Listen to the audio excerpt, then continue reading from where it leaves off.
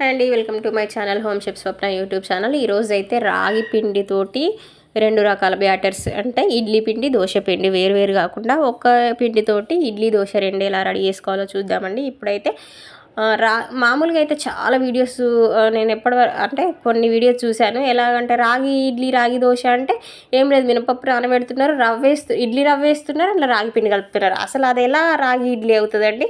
ఎందుకంటే రాగి పిండి మళ్ళీ అందులో రాగి ఇడ్లీ రవ్వ కలుస్తానే ఉంది కదా, అప్పుడు వైట్ కలిసినట్టే కదా. అసలు మామూలుగా వైట్ అవాయిడ్ చేయాలనే రాగి పిండి తినాలనుకుంటారు కదా, అలాంటి వాళ్ళ కోసం అయితే చాలా బాగా యూజ్ అవుతుందండి. వీడియో చూడండి.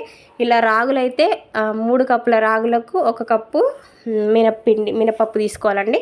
ఇలా పొద్దున్నే నానబెట్టుకున్నాను నేను. ఒక 6-7 అవర్స్ నానితే సరిపోతుంది. పొద్దున్న నానబెట్టుకునే ఈవినింగ్ కల్లా చూడండి ఎంత బాగా నానిపోయా. రాగులు ఇలా నానబెట్టుకుంటే ఏంటంటే మంచిగా దాంట్లో ఉన్న దుమ్ము ధూళి అంతా పోతుంది. నెక్స్ట్ ఎంత తెల్లగా అవుతుందో చూసారా, ఎంత మురికెళ్తుందో చూసారా. ఈవినింగ్ వరకు నేను కడిగితే ఈవినింగ్ వరకు నాని ఎంత మురికెళ్ళిందో చూడండి. అట్లా అనమాట. రాగులతో చేసుకుంటే చాలా బాగుంటుంది. వీడియో అయితే తప్పక స్కిప్ చేయకుండా మొత్తం చూడండి. ఇలా కడిగి పెట్టేసుకున్న రాగులను ఇలా మినపప్పు కడిగి పెట్టేసుకొని మిక్సీ జార్ తీసుకోవాలి. అందులో ఫస్ట్ మినపప్పు వేయాలండి. మినపప్పు వేసి ఫస్ట్ మినపప్పు మెత్తగా అయిన తర్వాతనే రాగులు వేయాలి. మినపప్పులోనే ఇంతంత దొడ్డుప్పు వేసుకోవాలి. దొడ్డుప్పు వేసి ఫస్ట్ ఈ పిండిని మంచిగా మెత్తగా పట్టుకోవాలి. మామూలుగా మన ఇడ్లీ పిండి ఎలా పట్టుకుంటే అలా మెత్తగా పట్టుకున్న తర్వాత అప్పుడు కడుక్కున్న రాగులను కూడా మిక్సీ జార్లో వేసుకొని, ఇది కూడా మంచిగా పల్పు మనకు తెలుస్తుంది. వేలుతోటి ఇలా అంటే కొంచెం రవ్వగా అవుతుంది అనమాట. ఇట్లా వీడియోలో చూపిస్తున్నట్టుగా ఇట్లా మిక్సీలో వేసి మంచిగా మెత్తగా పట్టేసుకోండి. ఇది ఇడ్లీకి, దోశకి, పొంగనాలకు మూడింటికి యూజ్ అవుతుందండి. ఎందుకంటే ఒకే పిండి 3 బ్యాటరీలు ఉపయోగపడుతుందండి. మంచిగా ఓన్లీ నో వైట్ మొత్తము రాగులతోటే చాలా బాగుంటుంది. పిల్లలకైనా పెద్దలకైనా ఇప్పుడు ఈ వైట్ తినడం వల్ల ఓకే షుగర్స్ అవి అంటున్నారు కదా, అందుకోసం అనేది ఇలా రెడీ చేసుకోండి.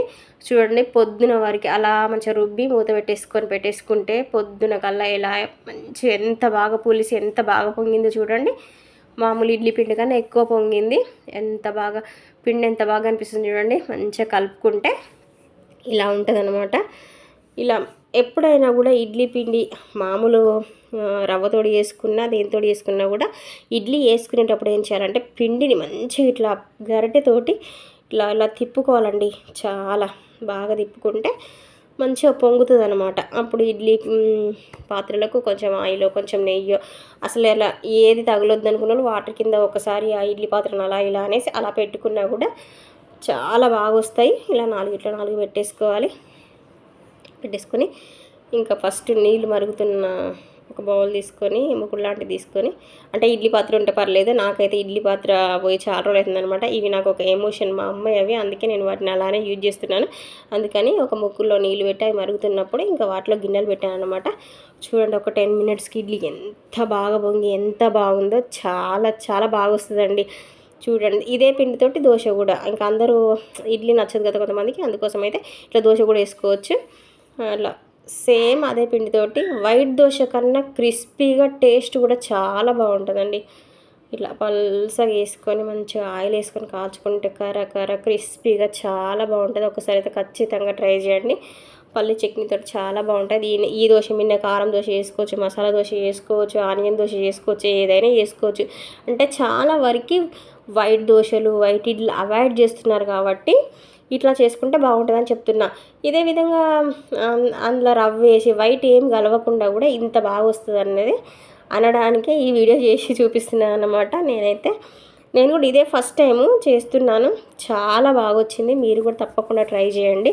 Healthy breakfast, healthy food, next online food business కోసం పచ్చళ్ళు, పొడులు, ఏది కావాలన్నా కూడా ఛానల్ ఫాలో అవ్వండి. బాయ్.